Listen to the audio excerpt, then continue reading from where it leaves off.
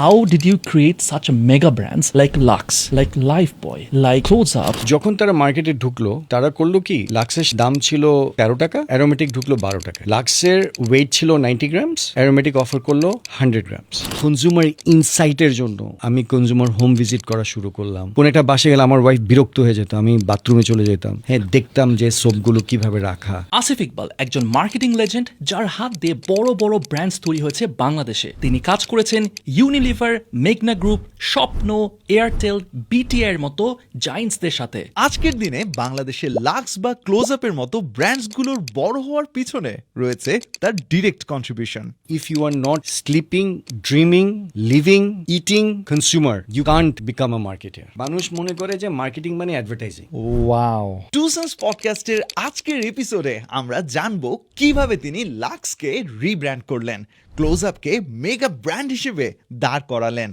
এবং আরো মজার মজার মার্কেটিং এর গল্প। মার্কেটিং এর সবচেয়ে বড় জিনিস হচ্ছে consumer understanding and generating insight out of consumer. যতগুলো ব্র্যান্ড তাদের মার্কেট শেয়ার হারাইছে বাই 50% অর মোর, সেই ব্র্যান্ডগুলো কিন্তু রিভাইভ করতে পারে না। You can research. আপনি যে ইন ডেপথ লেভেলে করছেন এই জিনিসটা, দ্যাটস জাস্ট ক্রেজি। আপনারা যদি এরকম বিজনেস এবং মার্কেটিং এর এপিসোডস মিস আউট না করতে চান, তাহলে এখনই সাবস্ক্রাইব করে ফেলুন। Alright, so enjoy the episode.